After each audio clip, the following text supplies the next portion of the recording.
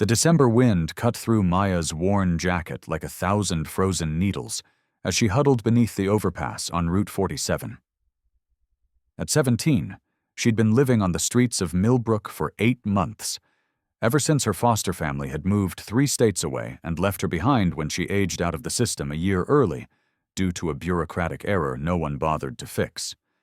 She'd made a small camp here, hidden behind a concrete pillar where the highway workers kept salt barrels for the winter roads. It wasn't much. A sleeping bag she'd found in a donation bin, a tarp stretched between the barrels, and a small backpack containing everything she owned. But it was hers. More importantly, it was invisible to most people driving past, which meant the police hadn't moved her along yet. Maya was reading a water-damaged paperback she'd found in a little free library when she heard the motorcycles. The rumble started as a distant thunder and grew until it shook the ground beneath her. She peered around the barrel and watched as a convoy of bikes pulled off the highway and into the rest stop 50 yards away. Even from this distance, she could see the patches on their leather vests. The Iron Skulls Motorcycle Club had been part of Millbrook for as long as anyone could remember. They ran a legitimate custom bike shop on the east side of town, but everyone knew they also controlled most of the underground activities in the county. People either respected them or feared them. Often both. Maya had seen their president, a mountain of a man everyone called Iron Mike, around town. He had a face like weathered granite and arms covered in tattoos that told stories of violence and brotherhood. He'd never noticed her, of course. People like her were invisible to people like him. The bikers gathered near the rest stop pavilion, their leather creaking in the cold. Maya counted 15 of them, all looking serious. This wasn't a social ride. She was about to duck back behind her barrel when she noticed something else. A car was parked on the far side of the rest stop, away from the streetlights. Maya had developed an instinct for noticing things that didn't fit. It was how you survived on the streets. The car's windows were fogged, and she could see shadows moving inside. Something about it made her uneasy. The bikers were focused on their meeting, their voices carrying across the frozen ground in harsh bursts. She caught fragments. Shipment, territory, northern route, business talk that was none of her concern. But that car. Maya couldn't stop watching it. Then she saw the door open. A small figure stumbled out, a girl, maybe 7 or 8 years old, wearing a bright pink coat. She swayed on her feet, then collapsed onto the frozen pavement. Maya was moving before she could think. She'd taken a CPR course at her last school, part of a health class requirement. The certification card was still in her backpack, one of the few official documents that proved she existed. She ran across the rest stop, her sneakers slapping against the concrete. The bikers hadn't noticed. They were too engrossed in their discussion. As Maya reached the girl, she could see her lips were blue, her skin pale as milk. She wasn't breathing. Maya dropped to her knees, ignoring the ice that soaked through her jeans. She tilted the girl's head back, checked her airway, and found it clear. No pulse. She positioned her hands on the small chest and began compressions. 1, 2, 3, 4. She counted under her breath, pushing hard like they'd taught her. After 30 compressions, she gave 2 rescue breaths. The girl's chest rose. Good. Again. Compressions, breaths, compressions, breaths. Hey, what the hell are you doing? The voice was like rolling thunder. Maya looked up to see Iron Mike striding toward her, his face twisted in fury.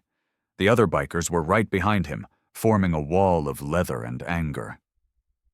She's not breathing, Maya shouted, continuing compressions. Call 911. Iron Mike reached them and froze. His face went from red to white in an instant. Lily, that's my daughter. What happened? What did you do? I didn't do anything. She came out of that car. Maya gestured with her head, not stopping the compressions. 30 seconds ago, she just collapsed. One of the bikers was already on his phone with emergency services. Another ran to the car and yanked open the driver's door. Maya heard him shout, "There's a guy in here! He's passed out! And there's drug paraphernalia everywhere!" Iron Mike dropped to his knees beside Maya, his massive hands hovering uselessly over his daughter. Will she? I don't know," Maya said honestly, giving 2 more breaths. "But she needs to start breathing on her own. Come on. She'd been doing CPR for almost 2 minutes when the girl suddenly coughed.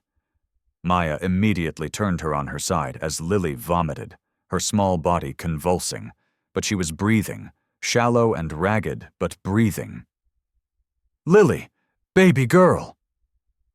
Iron Mike reached for his daughter, but Maya held up a hand. "Don't move her yet. She's breathing, but she's not conscious. The ambulance is coming, right?" 3 minutes out, one of the bikers called. Maya kept her hand on Lily's pulse, monitoring it. Now that the immediate crisis had passed, her mind started working through what she'd seen. "The man in the car, is he her father?" "No." Iron Mike's voice was granite grinding against granite. "I'm her father. That's my ex-wife's boyfriend. He was supposed to drop Lily off at my place an hour ago. I came here to meet them because Sheila said she didn't want him knowing where I lived. I thought..." His voice cracked. "I thought she was just being difficult. I didn't know he was using again. I didn't know he'd have Lily in the car with him." The pieces clicked together in Maya's mind. The man had probably been smoking or injecting something with the windows up, the child trapped in the car breathing in the fumes. Carbon monoxide, drug smoke, who knew what else? The girl had probably been in distress for a while before she'd finally gotten out of the car. "Did you see what happened?" Iron Mike asked, his eyes boring into Maya. "Did you see him hurt her?" "No, I just saw her get out and collapse. Maya hesitated, suddenly aware that she was about to reveal herself. "I was staying under the overpass. I saw the car and something felt wrong about it." Iron Mike looked at her, really looked at her for the first time. Maya watched his expression change as he took in her thin frame, her worn clothes, the backpack on the ground beside her that held everything she owned. "You're homeless," he said. It wasn't a question. "Yes, sir." "And you ran over here to help my daughter anyway." "Of course." Sirens wailed in the distance, growing closer. Maya started to stand, but Iron Mike caught her wrist. His grip was gentle despite his size. "Don't go anywhere, please." The next hour was a blur. The paramedics arrived and took over Lily's care. She regained consciousness on the way to the ambulance, crying for her daddy. Iron Mike rode with her to the hospital, but not before pointing at Maya and telling his club, "Watch her. Don't let her disappear." The bikers formed a loose circle around Maya, not threatening but definitely not letting her leave. The police arrived and arrested the boyfriend, who was barely conscious himself. They found methamphetamine, fentanyl, and various other drugs in the car. The officer who interviewed Maya was initially suspicious, homeless teenager at the scene of a drug overdose, but the bikers vouched for her story, and the security camera from the rest stop backed her up. Maya sat at a picnic table wrapped in a blanket someone had given her, watching it all unfold. She felt disconnected from her body, the adrenaline crash leaving her shaky and cold. One of the bikers, an older man with a gray beard and kind eyes, brought her hot coffee from a thermos. "Name's Roadkill," he said, sitting across from her. "Yeah, I know, stupid nickname. Got it 30 years ago when I crashed my first bike into a deer." Maya sipped the coffee. It was terrible and wonderful at the same time. "I'm Maya." "Mike's gonna want to thank you proper," Roadkill said. "That little girl, she's everything to him. Lost his wife to drugs 5 years ago, been fighting to keep Lily safe ever since." "I just did what anyone would do." "No," Roadkill said firmly. You did what most people wouldn't. You paid attention. You acted. You saved a life. He paused. How long you been on the streets? Maya shrugged. 8 months. Family. None that want me. Roadkill nodded slowly, asking no more questions. They sat in silence until Maya's phone buzzed. She'd forgotten she even had it. A cheap prepaid thing she kept charged at the public library. The text was from a number she didn't recognize. Hospital? Lily Stable? Come tomorrow, Mike. She showed Roadkill the text. He nodded. I'll make sure you get there. That night, Maya didn't sleep under the overpass. Roadkill and 2 other bikers, a woman called Nails and a younger guy named Sketch, took her to a 24-hour diner and bought her the first real meal she'd had in days. Then they got her a room at a motel on the edge of town. This is too much, Maya protested. Shut up and take the kindness, Nails said, but she was smiling. Mike's orders. And what Mike says goes? The next morning, Roadkill picked Maya up and drove her to Millbrook General Hospital. She felt out of place in the clean, bright hallways, aware of how shabby she looked. But when they reached Lily's room, none of that mattered. The little girl was sitting up in bed, still pale but alive. Her eyes lit up when she saw Maya. Daddy, that's the angel lady who helped me. Iron Mike stood from his bedside chair. In the hospital room light, Maya could see the exhaustion etched into his face, but also something else. Gratitude so profound it made her uncomfortable. The doctor said if you hadn't started CPR when you did, she would have suffered brain damage, he said quietly. Maybe died. You gave her back to me. I'm glad she's okay, Maya said. I want to do something for you, Iron Mike continued. And before you say no, understand that refusing would be an insult. You saved my daughter's life. That creates a debt. Maya had learned not to trust gifts that came with strings. I don't want to owe anyone anything. You don't owe me. I owe you. Iron Mike pulled out a chair. Sit, please. Maya sat. Iron Mike did the same, and she realized he was intentionally making himself less intimidating, lowering himself to her level. Here's what's going to happen, he said. First, we've got you an apartment, small place above the bike shop. It's empty right now, and it's yours for as long as you need it, rent-free. I can't. Second, he continued as if she hadn't spoken. You're going to finish high school. I talked to the principal at Millbrook High this morning. He's an old friend. You're enrolled starting Monday, and all your fees are covered. Maya's throat tightened. Why would you do all this? Because you saved my baby girl. Because you're 17 and living under an overpass, and that's wrong. Because I can help and I'm going to. He leaned forward. Look, I know what people say about us. Some of it's even true. But we take care of our own. And as of last night, you became our own. You don't have to join the club or do anything illegal. You just have to let us help you build a life. If you believe in the power of observation, in trusting your instincts, and in the courage it takes to speak up when something feels wrong, then pause for a moment. Like comment, share, and subscribe to Bike Diaries. Tell us in the comments where you're watching from today, because this story will remind you that heroes come in all sizes, and sometimes the smallest voices carry the most important messages. Maya spent that spring living above the bike shop and finishing her senior year. The Iron Skulls became her unlikely family. Nails taught her to ride a motorcycle. Sketch helped her with her math homework. Roadkill made sure she ate regularly and showed up to school on time. Iron Mike never asked for anything in return. He treated her like what she'd become, an adopted member of his extended family. Lily visited every weekend, and Maya found herself looking forward to braiding the little girl's hair and listening to her chatter about second grade. The town's reaction was mixed. Some people whispered about the homeless girl living with the biker gang.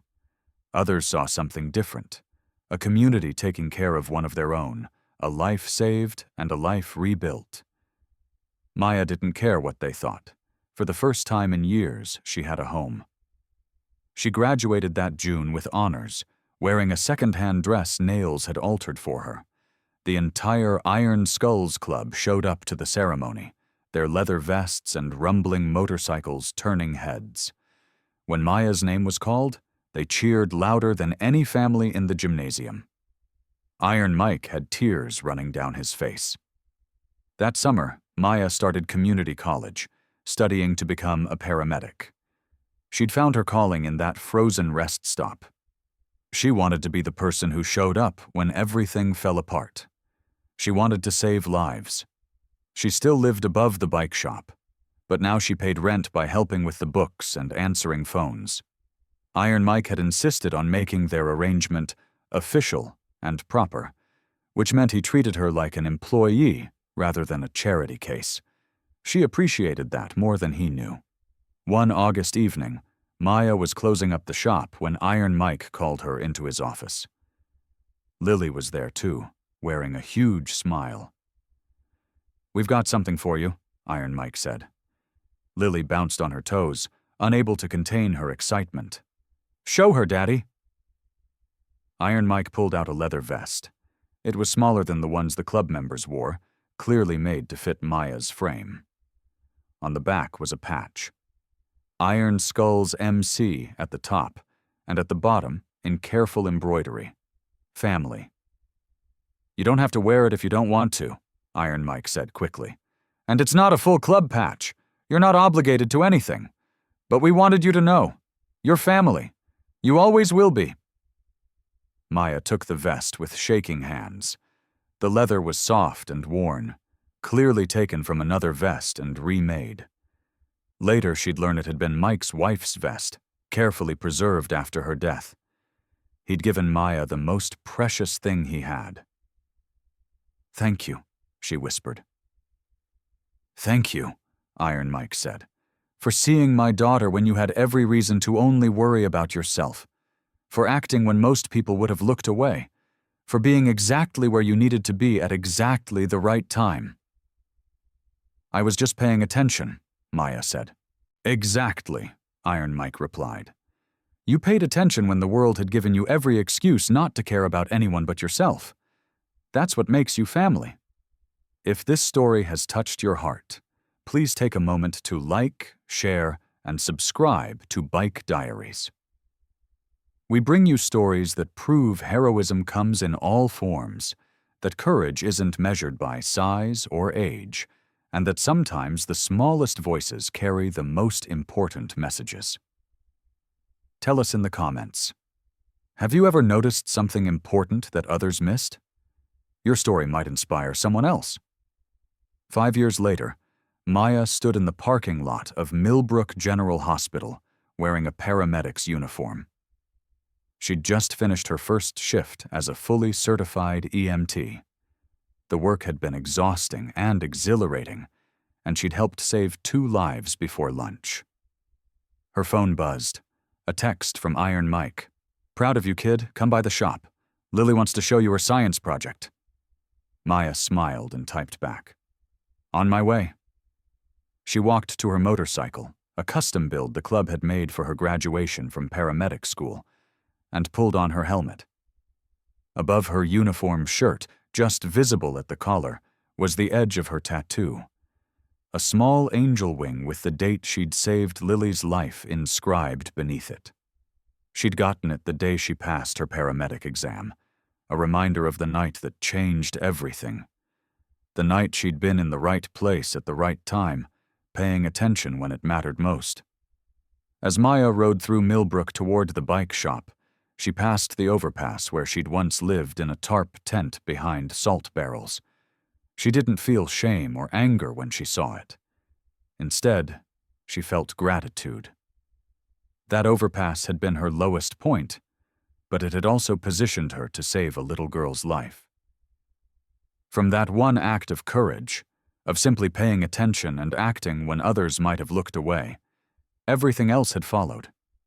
The family she'd found, the purpose she'd discovered, the life she'd built. Maya had learned that heroes weren't always people who had everything. Sometimes heroes were the ones who had nothing but still found something to give. Thank you for watching. If this story reminded you to trust your instincts, to speak up when something feels wrong, and to never underestimate the power of paying attention, please share it. Subscribe to Bike Diaries for more stories that prove heroes are everywhere. Courage comes in all forms, and sometimes the smallest person in the room has the biggest impact. Tell us in the comments, what would you have done in Maya's place?